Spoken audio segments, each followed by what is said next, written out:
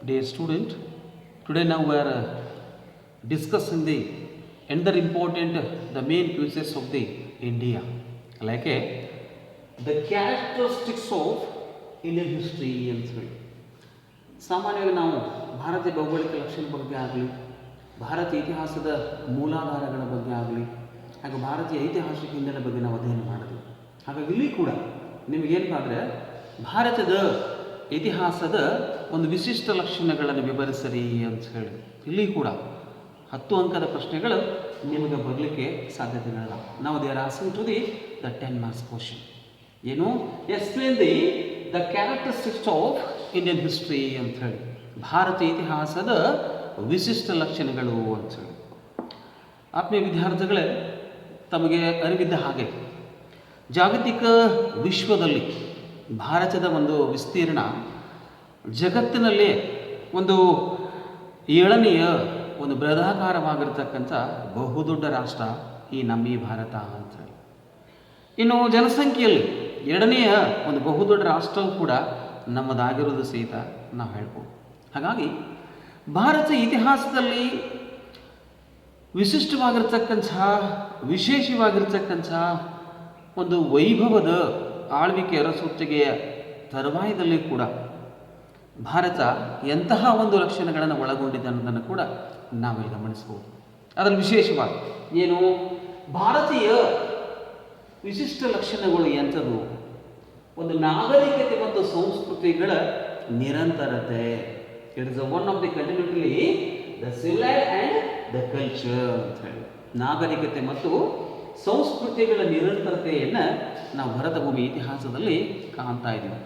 ಕಾರಣ ಇದು ಪ್ರಾಚೀನ ಸುಮಾರು 4000 ವರ್ಷಗಳ ಹಿಂದಿನ ಇತಿಹಾಸವನ್ನು ಕೂಡ ಭಾರತ ಹೊಂದಿದೆ ಅಂತ ಹೇಳಿ. ಅದಕ್ಕೆ ನಾವು ಉದಾಹರಣೆಗಾಗಿ ಏನಪ್ಪ ಅಂತಂದರೆ ಇಂಡಸ್ ವ್ಯಾಲಿ ಸಿವಿಲೈಸೇಷನ್ ಒಂದು ನಾಗರಿಕತೆ ಬಗ್ಗೆ ನಾವು ಅಧ್ಯಯನ ಮಾಡ್ತಾ ಇದ್ದೀವಿ. ಯಾವುದು ಸಿಂಧು ನದಿ ನಾಗರಿಕತೆಯಲ್ಲಿ ನಮ್ಗೆ ಗೊತ್ತಾಗುತ್ತೆ ಭಾರತ ಇತಿಹಾಸದ ಹಿಂದಿನ ಅಧ್ಯಯನ ಏನಿತ್ತು ಅಂತೇಳಿ.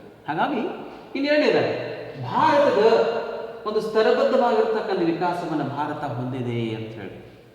ಭಾರತ ಒಂದು ಸ್ತರಬದ್ಧವಾಗಿರ್ತಕ್ಕಂಥ ವಿಕಾಸವನ್ನು ಒಳಗೊಂಡಿರ್ತಕ್ಕಂಥದ್ದು. ಅದು ಎಂಥದ್ದು? ಅವಶ್ಯಕವಾಗಿರ್ತಕ್ಕಂಥ ಮಾರ್ಪಾಡುಗಳೊಂದಿಗೆ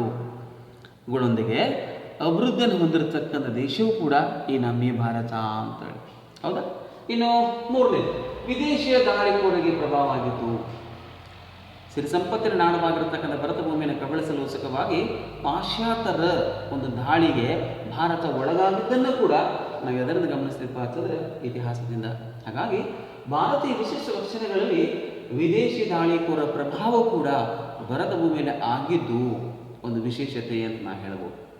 ಇನ್ನು 4ನೇದಾಗಿ ಒಂದು ಪ್ರಬಲ ಸಹಿಷ್ಣುತಾ ಮನೋಭಾವವನ್ನು ಭಾರತ ಹೊಂದಿದೆ ಅಂತೇಳಿ. ಪ್ರಬಲ ಸಹಿಷ್ಣುತಾ ಮನೋಭಾವವನ್ನು ಹೊಂದಿರತಕ್ಕಂಥ ದೇಶವೂ ಕೂಡ ಈ ಭಾರತ ಆಗಿದೆ ಅಂತೇಳಿ.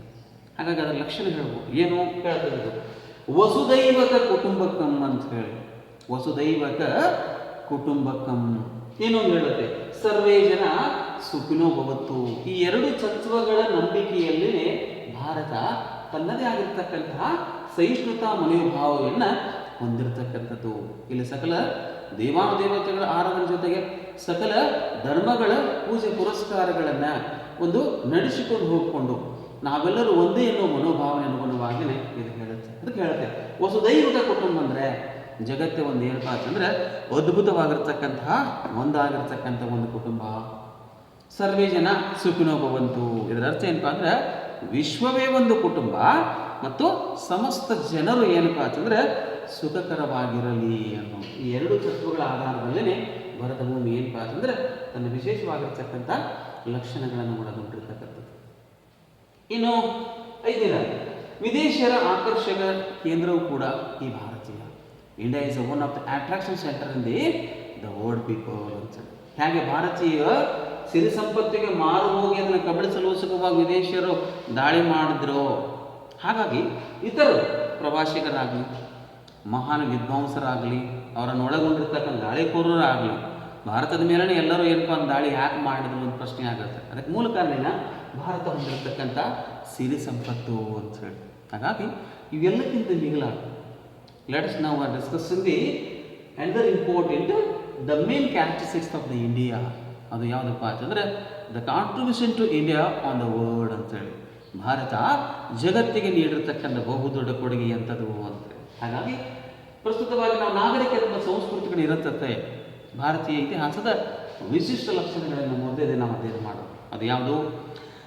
ನಾಗರಿಕತೆ ಮತ್ತು ಸಂಸ್ಕೃತಿಗಳ ನಿರಂತರತೆ ಅಂತೇಳಿ. ಈಗ ನಾನು ಹೇಳಿದೆ, ಪಾಶ್ಚಾತ್ಯ ನಮ್ಮ ನೆರೆ ರಾಷ್ಟ್ರವಾಗಿರ್ತಕ್ಕಂಥ ಚೀನಾದ ಹಾಗೆ ಭಾರತೀಯ ಇತಿಹಾಸವೂ ಸಹಿತ ಸುಮಾರು 4000 ವರ್ಷಗಳ ಇತಿಹಾಸದ ಒಂದು ಹಿನ್ನೆಲೆಯನ್ನು ಒಳಗೊಂಡಿರ್ತಕ್ಕಂಥ ಏಕೈಕ ದೇಶಗಳಲ್ಲಿ ಭಾರತ ಕೂಡ ಒಂದು ಅಂತ. ಹಾಗಾಗಿ ಭಾರತದಲ್ಲಿ ಅನೇಕವಾಗಿರ್ತಕ್ಕಂಥ ನಾಗರಿಕತೆಗಳ ಉದಯವಾಗಿದ್ದನ್ನು ನಾವು ಗಮನಿಸ್ತೀವಿ. ಆ ನಾಗರಿಕತೆಗಳು ಬಿಟ್ಟು ಹೋಗಿರ್ತಕ್ಕಂಥ ಅತ್ಯಧಿಕದ ಸಂಸ್ಕೃತಿಗಳ ಆಚರಣೆಯನ್ನು ಕೂಡ ಭಾರತ ಇವತ್ತು ಕೂಡ ನಿರಂತರತೆ ಆಗಿರ್ತಕ್ಕಂಥ ಒಳಗಡೆ ನಾವು ಕಾಣ್ತಾ ಇದ್ದೀವಿ. ಉದಾಹರಣೆಗಾಗಿ ಏನಪ್ಪ ಅಂದರೆ ಸಿಂಧೂ ನದಿ ನಾಗರಿಕತೆ ಅಂತೀವಿ, ಹೌದಾ? ಆಮೇಲೆ ವೈದ್ಯಕೀಯ ಸಂಸ್ಕೃತಿ ಅಂತ ಹೇಳ್ತೀವಿ. ಹಾಗಾಗಿ ಅನೇಕ ನಾಗರಿಕತೆ ಸಂಸ್ಕೃತಿಗಳ ತವರೂರು ಕೂಡ ಭಾರತ ಭೂಮಿ ಆಗಿದ್ದ ಕಾರಣಕ್ಕಾಗನೇ ಭಾರತ ಜಾಗತಿಕ ವಿಶ್ವದಲ್ಲಿನೇ ಎಲ್ಲ ಸಂಸ್ಕೃತಿಯನ್ನು ಅಳವಡಿಸಿ ತನ್ನದೇ ಆಗಿರ್ತಕ್ಕಂಥ ಒಂದು ವೈಶಿಷ್ಟ್ಯ ಸ್ವಭಾವವನ್ನು ಹೊಂದಿರುವುದು ಕೂಡ ಭಾರತೀಯ ಇತಿಹಾಸಕ್ಕೆ ಒಂದು ವಿಶಿಷ್ಟ ಲಕ್ಷಣಕ್ಕೆ ಒಂದಾಗಿರ್ತಕ್ಕಂಥದ್ದು.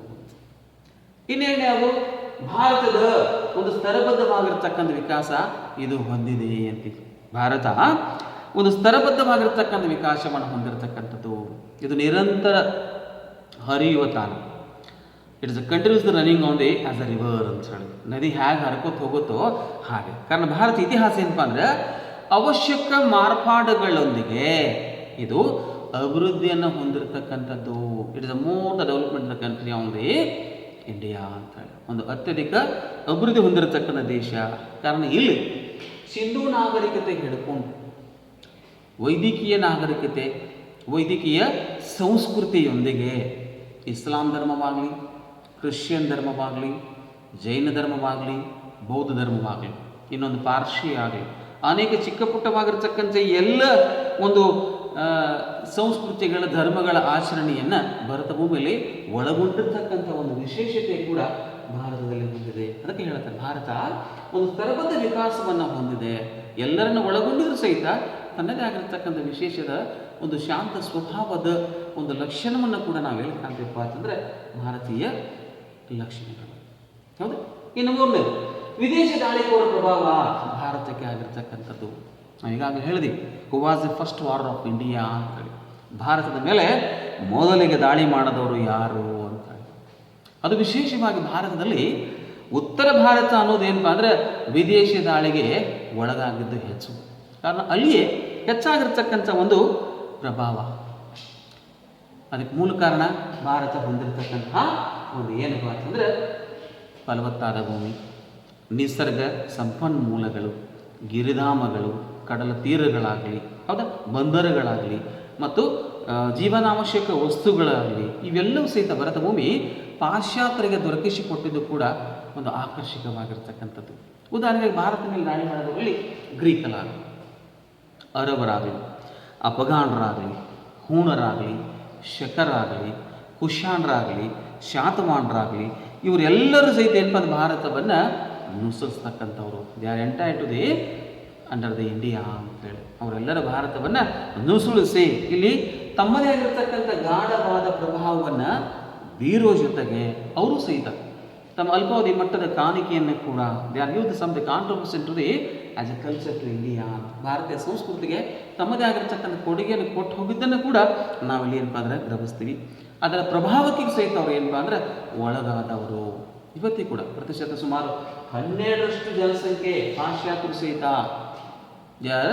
Came to the India and studies to the Indian culture ಅಂತ. Tradition and Indian culture. ಭಾರತೀಯ ಭಾಷೆ ಸುಮಾರು 12% ವಿದೇಶಿಗಳ ಭಾರತ ಮೇಲೆ ಬಂದು ಭಾರತೀಯ ಧರ್ಮ ಸಂಸ್ಕೃತಿ ಅದರ ಬಗ್ಗೆ ಅಧ್ಯಯನ ಮಾಡಿಕೊಂಡು ತಮ್ಮದೇ ಆಗಿರ್ತಕ್ಕಂಥ ವಿಚಾರ ಮಂಡನೆಗೆ ಒಳಗಾಗ್ತಕ್ಕಂಥ ಅಧ್ಯಯನಶೀಲತೆ ಕೂಡ ಭಾರತ ಭೂಮಿ ಹೊಂದಿದೆ.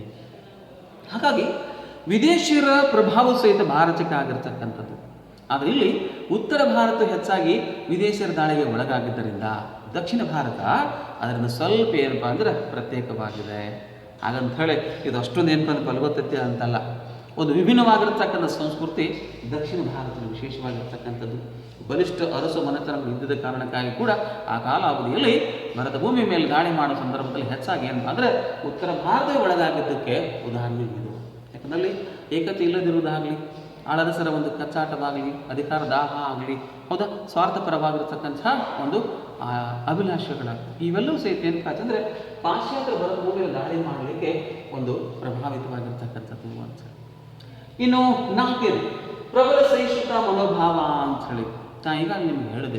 ಭರತ ಭೂಮಿ ಇತಿಹಾಸ ಅನೇಕ ತತ್ವ ಸಿದ್ಧಾಂತಗಳ ಮೇಲೆ ನಂಬಿಕೆಯನ್ನು ಒಳಗೊಂಡಿರ್ತಕ್ಕಂಥದ್ದು. ಆ ನಂಬಿಕೆಗೆ ನಾನು ಹೇಳು ವಸುದೈವಕ ಕುಟುಂಬಕಂ ಅಂತ ಹೇಳಿ ಸರ್ವೇ ಜನ ಸುಖಿನೋ ಭವಂತು. ವಿಶ್ವವೇ ಒಂದು ಕುಟುಂಬ, ಸಮಸ್ತ ಜನ ಇಲ್ಲಿ ವಾಸವಾಗಿರ್ತಕ್ಕಂಥ ಸಮಸ್ತ ಎಲ್ಲರೂ ಏನಪ್ಪ ಅಂದರೆ ಸುಖದಿಂದ ಇರಲಿ ಅನ್ನುವುದು ಇಲ್ಲಿತ್ತು. ಹಾಗಾಗಿ ಈ ಪ್ರಬಲಭರಿತವಾಗಿರ್ತಕ್ಕಂಥ ಸಹಿಷ್ಣುತಾ ಧರ್ಮದ ಅನುಗುಣವಾಗಿ ಭರತ ಭೂಮಿ ಇತಿಹಾಸ ಇವತ್ತಿಗೆ ಕೂಡ ಏನಪ್ಪ ಅಂದರೆ ಶಾಂತಿಯ ಸಂಕೇತ. ಜಗತ್ತಿನಲ್ಲಿ ಅತ್ಯಂತ ಶಾಂತಿದೂತಕವಾಗಿರ್ತಕ್ಕಂಥ ದೇಶವೂ ಕೂಡ ಯಾವುದಾಗಿದೆಪ್ಪ ಅಂತಂದ್ರೆ ಈ ನಮ್ಮ ಭಾರತ ಅಂತೇಳಿ. ಹಾಗಾಗಿ ಭರತ ಭೂಮಿ ಇತಿಹಾಸದ ಈ ವಿಶಿಷ್ಟ ಲಕ್ಷಣಗಳ ಜೊತೆಗೆ ಇನ್ನೊಂದು ನಾವು ಹೇಳ್ತೀವಿ ಏನು, India is one of the attraction centre on the world people ಅಂತೇಳಿ. ಜಗತ್ತಿಗೆ ಇತಿಹಾಸದ ಒಂದು ಅಧ್ಯಯನ ಜೊತೆಗೆ ವಿದೇಶರಿಗೆ ಆಕರ್ಷಕ ಕೇಂದ್ರವಾಗಿದ್ದು ಸಹಿತ ಯಾವುದಪ್ಪ ಅಂತಂದ್ರೆ ನಮ್ಮ ಈ ಭಾರತ ಅಂತೇಳಿ. ಅದಕ್ಕೆ ಮೂಲ ಕಾರಣ ಭರತ ಭೂಮಿಯ ಒಂದು ಫಲವತ್ತಾಗಿರ್ತಕ್ಕಂಥ ಭೂಮಿ, the well the fertiliser land have to the India and also it having to the more wealth in the nature naturally ಏನು ಅಂತಂದ್ರೆ ಫಲವತ್ತಾಗಿರ್ತಕ್ಕಂಥ ಭೂಮಿ ಹೊಂದಿದೆ. ಇನ್ನು ನೈಸರ್ಗಿಕವಾಗಿ ಭರತ ಭೂಮಿ ಏನಪ್ಪ ಅಂದ್ರೆ ಆಹಾರಭರಿತವಾಗಿರ್ತಕ್ಕಂಥ ಸಂಪತ್ತನ್ನು ಹೊಂದಿರತಕ್ಕಂಥದ್ದು. ಅದರ ವಿಶೇಷವಾಗಿ ನಿಸರ್ಗದ ಸೌಂದರ್ಯ ತಾಣಗಳು, ಹೌದಾ, ಅದರಲ್ಲಿ ಹಿಮಾಲಯ ಪರ್ವತ ಪ್ರದೇಶ, ಆಮೇಲೆ ಕಾಶ್ಮೀರದ ಕಣಿವೆಗಳಾಗಲಿ, ಆಮೇಲೆ ಅತ್ಯಧಿಕವಾಗಿರ್ತಕ್ಕಂಥ ಕಡಲು ತೀರಗಳಾಗಲಿ, ಜೊತೆಗೆ ಐತಿಹಾಸಿಕ ಸ್ಮಾರಕಗಳು, ದ ಹಿಸ್ಟೋರಿಕ್ ದ ಮಾನ್ಯುಮೆಂಟ್ಸ್ ಆಗಲಿ, ಆ್ಯಂಡ್ ದ ಗಾರ್ಡನ್ಸ್ ಆಗಲಿ, the Eastern and the Western the Ghats ಅನ್ನೋದಾಗಲಿ, as say of the Himalaya, ಇವೆಲ್ಲವೂ. ಹೀಗಾಗಿ ಭರತ ಭೂಮಿ ಇತಿಹಾಸವು ಪಾಶ್ಚಾತ್ಯರ ಆಕರ್ಷಕ ಕೇಂದ್ರವಾಗಲಿಕ್ಕೆ ಫಲವತ್ತಾದ ಭೂಮಿ, ಅಗಾಧವಾದ ಸಿರಿ ಸಂಪತ್ತು, ಆಮೇಲೆ ಅತ್ಯಧಿಕವಾಗಿರ್ತಕ್ಕಂಥ ಆಕರ್ಷಕ ಐತಿಹಾಸಿಕ ಸ್ಮಾರಕಗಳಾಗಲಿ, ಗಿರಿಧಾಮಗಳಾಗಲಿ, ಕಡಲು ತೀರಗಳಾಗಲಿ, ಆಮೇಲೆ ನಿಸರ್ಗ ಸೌಂದರ್ಯ ತಾಣ, ಜಾಗತಿಕ ವಿಶ್ವವನ್ನು ಸಹಜವಾಗಿ ಭರತ ಭೂಮಿ ಕಡೆಗೆ ಸೆಳೆದುಕೊಂಡು ತನ್ನದೇ ಆಗಿರತಕ್ಕಂಥ ಒಂದು ವೈಭವವನ್ನು ಅವರು ತಿಳಿಸಿಕೊಡ್ತಕ್ಕಂಥ ಸಾಮರ್ಥ್ಯದ ಮನೋವೃತ್ತಿ ಕೂಡ ಭಾರತ ಹೊಂದಿರೋದು ಕೂಡ ವಿಶೇಷತೆ ಅಂತ ಕೂಡ ನಾವು ಹೇಳ್ಬೋದು.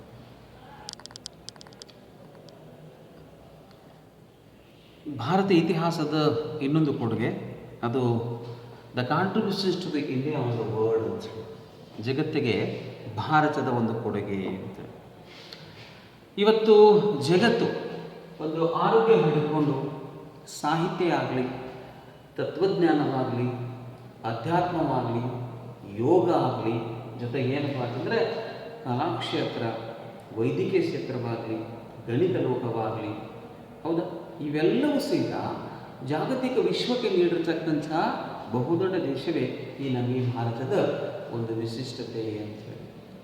ಆ ವಿಶಿಷ್ಟತೆಯಲ್ಲಿ ಜಗತ್ತಿಗೆ ಭಾರತದ ಕೊಡುಗೆ ಸಾಹಿತ್ಯ ಲೋಕಕ್ಕೆ, ತತ್ವಜ್ಞಾನ, ಸಂಗೀತವಾಗಲಿ, ನೃತ್ಯ ಆಗಲಿ, ಕಲೆ ಮತ್ತು ವಾಸ್ತುಶಿಲ್ಪಗಳಾಗಲಿ, ಹೌದಾ, ಇವುಗಳೆಲ್ಲವನ್ನು ನಾವು ಗಮನಿಸಬಹುದು. ಹಾಗಾಗಿ ಈ ಎಲ್ಲ ಕ್ಷೇತ್ರಗಳಲ್ಲಿ ಭಾರತ ತನ್ನದೇ ಆಗಿರ್ತಕ್ಕಂಥ ಹಿರಿಮೆಯನ್ನು, ತನ್ನದೇ ಆಗಿರ್ತಕ್ಕಂಥ ಕೊಡುಗೆನ ಜಾಗತಿಕ ವಿಶ್ವಕ್ಕೆ ಕೊಟ್ಟು ಮನುಕುಲವನ್ನು ಇವುಗಳ ಅಳವಡಿಕೆ ಜೊತೆಗಳ ಇವುಗಳೊಂದಿಗೆ ತಮ್ಮ ಬದುಕನ್ನು ಸುಗಮವಾಗಿ ಸಾಗ್ತಕ್ಕಂಥ ಒಂದು ಮಾರ್ಗಸೂಚಿ ದಾರಿಯನ್ನು ನೀಡಿದ ಯಾವುದಪ್ಪ ಅಂತಂದ್ರೆ ಈ ನಮ್ಮ ಈ ಭಾರತ ಅಂತ. ಹಾಗಾಗಿ ಭರತ ಭೂಮಿ ಇತಿಹಾಸದಲ್ಲಿ ಒಂದು ಗಮನಾರ್ಹವಾಗಿರ್ತಕ್ಕಂಥ ಆಕರ್ಷಕ ಜೊತೆಗೇನೆ ಜಾಗತಿಕ ವಿಶ್ವಕ್ಕೆ ಒಂದು ಬಹುದೊಡ್ಡ ಕೊಡುಗೆಯನ್ನು ಕೊಟ್ಟಿರ್ತಕ್ಕಂಥದ್ದು ಕೂಡ ಒಂದು ಅದ್ಭುತ ವಿಷಯ. ಅದರಲ್ಲಿ ಏನಪ್ಪ ಅಂತಂದರೆ ವಾಸ್ತುಶಿಲ್ಪ ಅಂತ ಹೇಳಿ ಬಹುದೊಡ್ಡವಾಗಿರ್ತಕ್ಕಂಥ ಸಾಂಸ್ಕೃತಿಕ ಸ್ಮಾರಕಗಳಾಗಲಿ, ಹಂಪೆ ಆಗಲಿ, ತಾಜ್ ಮಹಲ್ ಆಗಲಿ, ರಾಜಸ್ಥಾನದ ಆದಿ ಭಾಗದ ಖಜುರಾಹೋ ದೇವಾಲಯಗಳಾಗಲಿ, ಜೊತೆಗೆ ಏನಪ್ಪ ಅಂತಂದರೆ ಇನ್ನೊಂದು ಜಾಗತಿಕ ಏನು ಕೋನಾರ್ಕ ಅನ್ನೋದಾಗಲಿ, ಗಯಾ ಅನ್ನೋದಾಗಲಿ, ಅಜಂತ ಅನ್ನೋದಾಗಲಿ, ಸಾಂಚಿ ಸ್ತೂಪ ಅನ್ನೋದಾಗಲಿ, ಹಂಪಿ, ಐಹೊಳೆ, ಪಟ್ಟದಕಲ್ಲು ಅಂತಕ್ಕಂಥ ಐತಿಹಾಸಿಕವಾಗಿರ್ತಕ್ಕಂಥ ತಾಣಗಳನ್ನು, ಜೊತೆಗೆ ಗೋವಾದ ಚರ್ಚುಗಳನ್ನು ಸಹಿತ ವಿಶ್ವಸಂಸ್ಥೆ ಬಹುತೇಕ ಒಂದು ಐತಿಹಾಸಿಕ ತಾಣದ ಪರಂಪರೆಗಳ ಸಾಲಿನಲ್ಲಿ ಇವುಗಳೆಲ್ಲವನ್ನು ಇಟ್ಟಿದ್ದು ಕೂಡ ಭಾರತದ ಒಂದು ಅದ್ಭುತ ವೈಭವ, ಒಂದು ಕೊಡುಗೆ ಅಂತ ಹೇಳಬಹುದು.